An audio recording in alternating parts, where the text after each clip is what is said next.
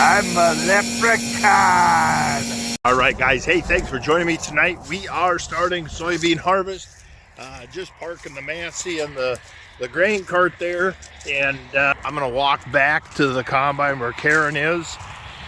And so we just got this field opened up and some done on the west side. Typical first round stuff, you know. Your first grain tank looks horrible on the combine. You plug the blower pipe, fill in the silo. We use a grain vac to fill the silo, and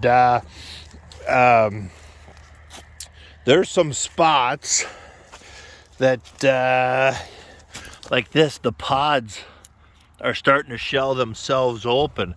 There's another one, so it's already putting some beans on the ground. Look at that one. They're still there. The pod split open but caught the beans. That's a good plant. But yeah, they're yielding really good. And so this spot is that spot I was talking about that historically is always a poor stand when I no-tilled in here, but the strip till did its job. And even right through here, you can kind of, maybe you can't see the little bit of a swale that runs from here to the trees. We still got rows, and right here is normally a water pond area that is greatly smaller thanks to the strip till, and our cover crop is alive out here. So we got some grasses. You can see some little kale. I thought that's what they said was like a kale or a cabbage or some goofy thing. I don't freaking know. A lot of clover with it, so next spring almost all acres will have some sort of legume on them. Yeah, beautiful crop. Karen's up here with me. She's been taking turns riding and driving in the combine. That way she's getting to learn how to drive, and I don't want to teach her too good, because if I was ever to hire somebody, it would be for them to haul wagons, so I'd be either in the combine or the cart. We got the wagon there, and we're gonna wipe this off and maybe see if we can get moved tonight. I don't know. It's kind of fun to get going on harvest. I love to run grain cart. We don't usually do a whole lot of grain cart work. That would be my, if I won the lottery, I'd be a grain cart driver for a fall, and that'd be fun. But no, that's prettier than I am. Look at that while I walk. But she's cleaning windows, and then we'll get going. Pretty green. Pretty green. That's a successful cover crop, and it's 2 inches tall. That'll be a different conversation.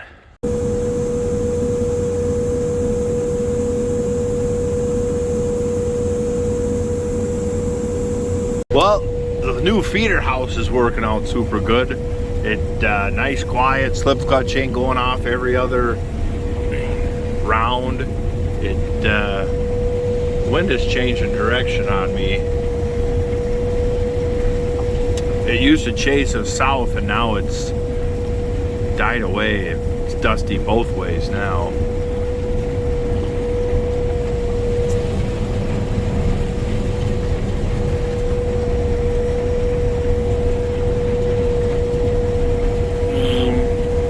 Chew that water hemp right up.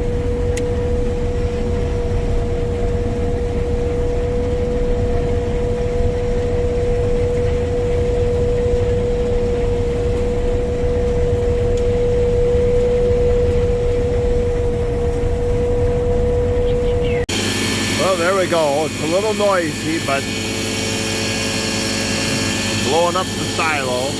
The trash can's here because I accidentally plugged it one time, and then I doggone it anyhow, you know, and belts are squealing, and oh geez, it was just a disaster. But Yeah, so we finished up that first field tonight. That's the Bucks field, 48 acres. Got that done. And tomorrow I think we're going to switch back to the tractor and both wagons. Because I think that will be faster. But yeah. So, boy, long day. Captain Star Date. Day 2, and the poor old wagon.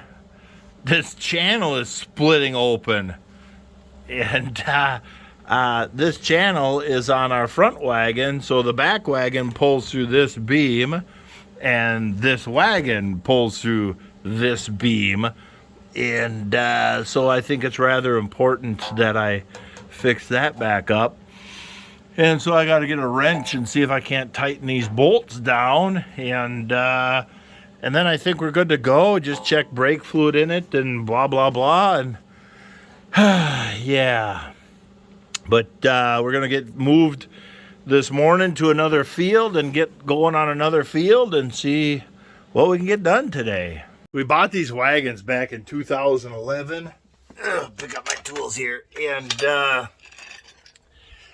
since then, since we bought them, they did about 1,000 acres a year for ourselves and the custom, following the combine around.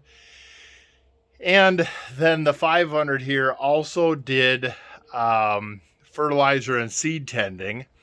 But this red one, he went year round. This 500, he'd go. He's starting to wear out. But we'd haul, so they did 1,000 acres of hauling in, but then we also used them to haul out. We'd either take out, truck a load once in a while to North Branch, or you'd truck them over to the neighbor's depot to fill a truck up. But these wagons just never, this guy's being used year round. In the wintertime, take corn over to Wisconsin for grinding and mixing when we used to have a bunch of steers in the feedlot. So we got our money's worth out of him, that's for dang sure. I figure he'll make a nice hopper pit someday. Take him off the running gear. The running gear makes a nice hay rack. It's a 15-ton. Well, you make a hell of a hay rack out of that, and then build a basement. Put him down in there as your dump pit for a grain system. And so, yeah. All right, getting moved over to the other field. Apparently, it's not very funny to standing on the deck like a ship's captain, just kind of pointing, and left the hydro forward. And I thought that was quite funny, and the wife is just shaking her head like, you're gonna fall and get ran over by yourself. You're gonna run yourself over, and that's gonna be the funny part. And so I didn't think that was too funny. But yeah, that field didn't yield too bad. I'd say, just guessing, average for our area would be 90 bushel. I had the monitor shut off, that way nobody could see anything on camera for sneaking like, oh, it's 35 bushel beans, or I saw his monitor, it was 17 bushel. And so yeah. No, I don't know. I think it probably an easy 35, maybe 40 bushel on that field, maybe better. I don't know. It seemed like if we filled the grain cart up twice, that seemed like a pretty dang good yield. So we'll go to the next field. I don't expect the next field to do very good. I don't expect it to do very poor. Oh hell, I need to figure out my yield monitor.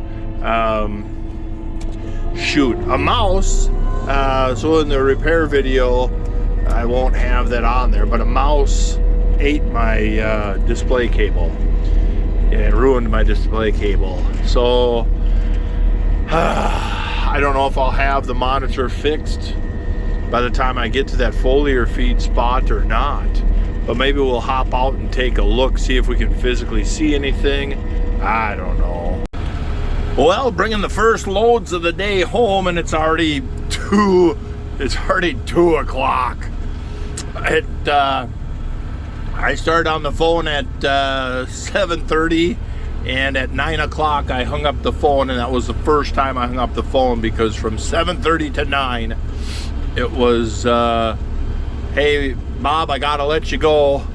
Bob's calling in, and then talk on that guy and answer his questions, and the next guy called in. And so it just been and then a guy showed up to look at cattle equipment, and so I think I got a new customer there.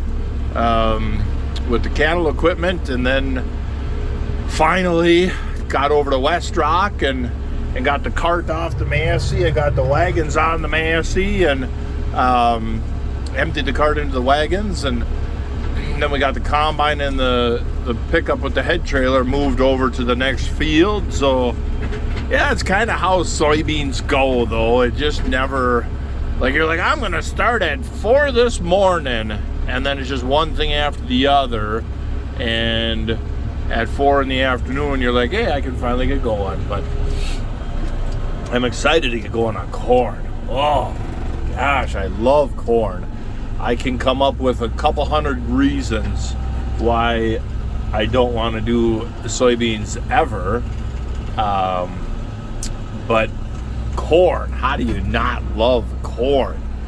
Big, beautiful plant, all that residue on top of the soil, all that root system. Oh boy, and it's fun.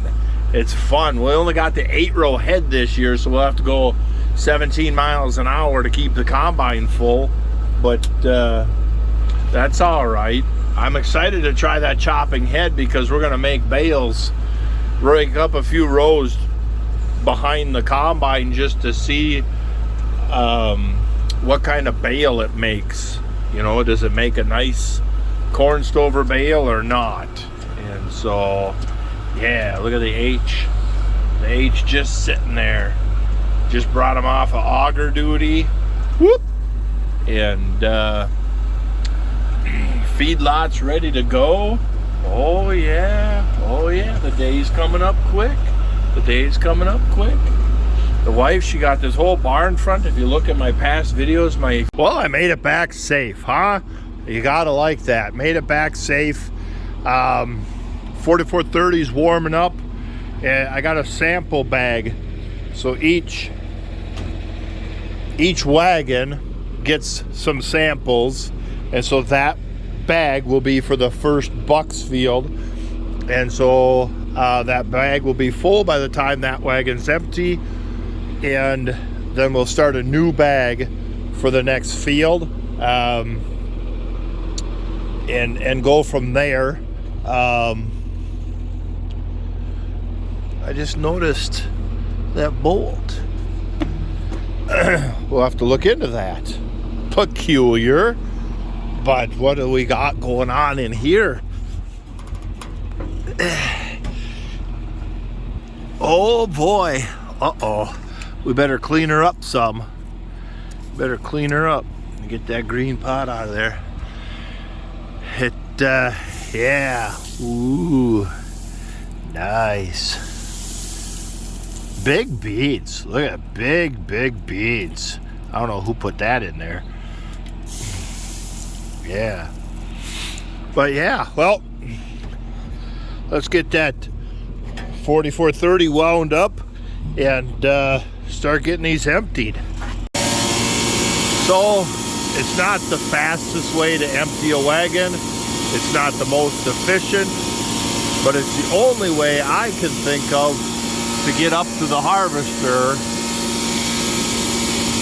without spending several tens of thousands of dollars. If money was no object, I would put a leg up next to the harvester, run it up, so the harvester's a 20 by 80, run it up another 20 feet, so then you could have a downspout to the harvester, you could have a downspout to the wet bin, and you would be able to then have a downspout to a line of bins going out this way, and then you'd have a horizontal auger or conveyor running across the top of them bins. That might not be the worst goal to have someday, because then a guy, like I said, you dig a basement, kind of where the wagons are sitting.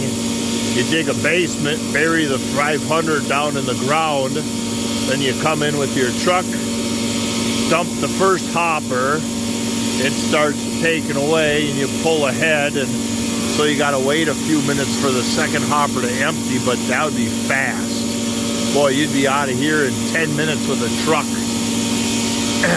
And then let that system run while you leave, so you always come back to an empty hopper. That would kind of be the ideal situation, I guess. Then no matter what you're doing, small grains, wet corn, soybeans, whatever, yeah, I have no idea. When you look at the gate outside, it's open about that far is what it feels like. And you're like, oh my gosh, it's an eternity. But when you look in here, it's always just kind of flowing.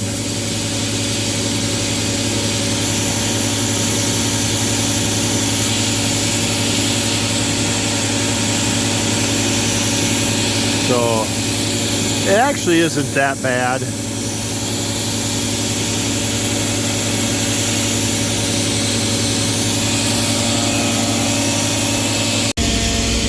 I've seen this before on drought-stressed beans. They'll abort, and you got quite a bit of this in there. I bet you got 10 or 15% like this. That's 10 or 15% yield loss. You know, they're talking 5 to 7 bushel per acre loss from the drought stress. But the bean pod will look normal, and it gets you all excited from the road, and then you get out there and reality sets in, and you're like, well, son of a buck. All right, getting this field opened up. This is the field we had a little bit of problem with the weed control. Some of our grass is our cover crop, and a lot of the big stuff is escapes through our herbicide program. And yeah, the funny part is the same program as the field a mile down the road and polar opposite of weed control. This is cover crop. This green here is cover crop, but you can see the grass of old sod still trying to come through, and all the big weeds and stuff. A little frustrating. I think I did meet a guy at one of these soil health events, and they spring seeded winter rye. So if I was to do non-GMO again, I would do what he did, and they spring seeded winter rye. It was too late in the spring, so the rye did not vernalize, but it still held back weeds. And so I was like, well, I never thought of that, you know. It stayed as a short grass also. It didn't get very big. It just stayed as a short grass on ground cover. So he said, just monitor your ground moisture. And if it starts getting dry, you know, look at if the forecast says it's getting dry, for, you know, your projection is dry, then maybe go ahead and terminate it, because it will suck moisture out of the ground very quickly. And so here's another just kind of weedy patch.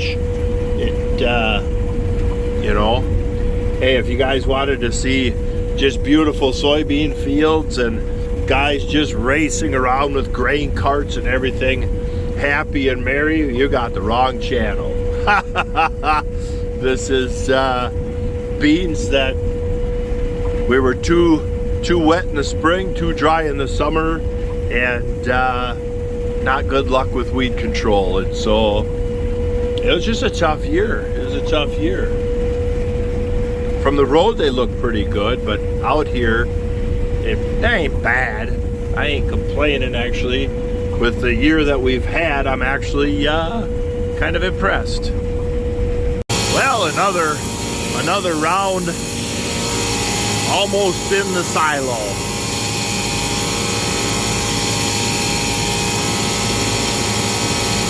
Exciting, isn't it? Yeah. Woo! Spooky. Racing back to the field. Woo! I think what we're going to do, what I'm going to do, is get back to the field, park the tractor, shut the power off on the combine so we don't have a fire overnight, and hop in my pickup and go home, because we're doing okay as far as the forecast and our production. Knock on wood, we're doing okay. I don't want to jinx it, but we don't need to be out till midnight every night. And I want to be to the shop at 5 tomorrow morning to get going on a customer's combine. So I'd like to get it to bed at a decent time, but we got some nice sirloins in the fridge. I wouldn't mind throwing on the grill when I get home tonight.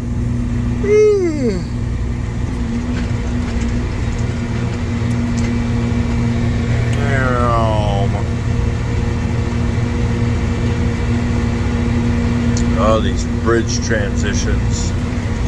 Oof. It did such a horrible job.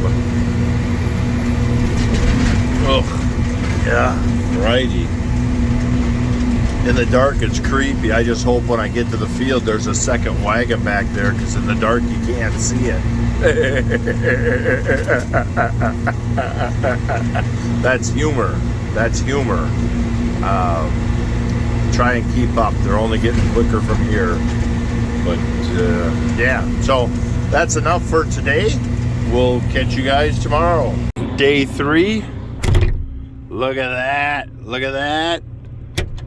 Haha! It works. Starting off the day with putting a new door handle on. What the hell?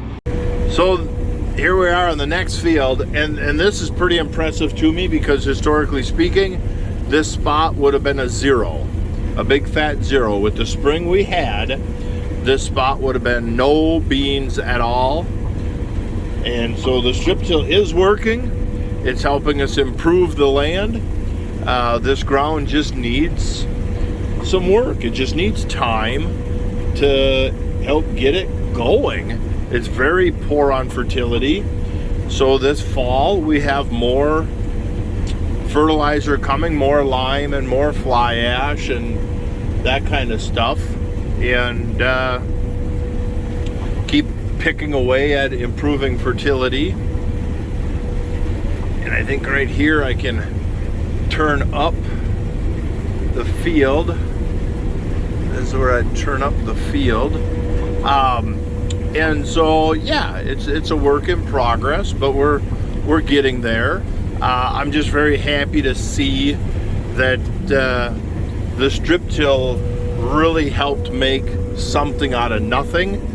Talking to the herbicide guy last night, actually, about our chemical program for next year, and I want to swap out one of the herbicides. Look at the big beans right here. It's kind of fun, but I want to swap out one of the herbicides we've been using, because it's very dependent upon water, and every time the last several years that we've used it, we've just been super dry at application time, and you're just like, well, what the hell, you know? A lot of good that does me. And so you spend all that money on a herbicide that we don't get rain, and then the weeds come through it, and then there you sit, you know, with ugly fields. And so we're gonna change up some herbicide program next year on beans, and yeah, see if we can't figure something else out. But well, Karen's there with the tractor and wagons, so I'm gonna combine up and open up the field a little bit here, and she's gonna follow me to a spot to park the tractor and wagons, and then she's gonna learn how to combine, and that way I can take the wagons home, she can combine, and I'll take the wagons home. She can empty the wagons while I work in the shop. I'll bring the wagons back, and she can learn how to fill wagons while I work in the shop. So I just got a little bit of running around to do, and that way she can keep the combine moving and I can keep the shop moving. So yeah, all right. This is just a really ugly patch. I just picked a really horrible patch, but it's the same spots every year. It's the same spots every year. And so, but in corn, we strip till this into corn next year, and you will see nothing but beauty. It's kind of funny how these beans really lack any vigor or ability on their own to get anything done. But corn seems to work with these transitioning fields much better. I don't know what that is, but yeah. All right, guys, so yeah, we're almost done with soybeans. The neighbor called, had a flat tire on his tractor, and rain is coming. Nobody's gonna come fix that tire today. So he asked if we could just run down and do it, and he understood the horribleness of timing and all that, but it is what it is, you know. So the wife is in the combine, so I'm hoping I can run down, wipe out 25 acres of hay, and then get back to the soybean field with the tractor to get the wagons before she has everything full and is just sitting there waiting all day. Fun. Should be nice grass hay. He has some really nice grass hay, so I think the baling will be fast. But yeah, so yeah, happy soybean day. All right, so we're winding down on our own soybeans. We just got a few acres left, like 30 or 40 acres, whatever it is. Just got them few acres left, and knock on wood, for the most part, everything's kind of going okay, other than the plug. But the wife has been learning how to drive the combine for soybeans. She already does a good job in corn. Soybeans, we just literally just have her go snail's pace. Don't care, because 40 feet at 1.5 miles an hour is getting a lot more done while I'm running wagons back to the farm to unload than the combine just sitting here. So, you know, when I get back with the wagons, even if she's been sitting for a few minutes, whatever, or even if she's not full, whatever, she's getting seat time and getting comfortable. We'll probably get some footage when we're doing custom work. That'll be a little more exciting. Yeah, it'll be easier to get some of that. But I've also been just trying to get other stuff out of the shop. And my cousin's going through some health issues right now. So he called and asked for help. And you're like, oh, dang right, we're going to help. So we lost a half a day today to help him out, you know, of combine time. But that's okay. Like we got a little rain coming in tonight. So I think we're going to just take the little combine that can. We're going to take him home and change oil and finish that cleaning fan kit. See how all that stuff goes. I got an all-in-one sold, so I got to run to the cities and pick that up tomorrow. And so, but yeah, we'll get stuff going sooner or later. But I think I'll take them home for a maintenance day and clean blow out the radiators and all that kind of stuff. And get back here on Tuesday afternoon after everything dries out from this rain, and get back to it. And so, yeah. All right, guys. Hey, thank you very much for watching and supporting the channel and just being here.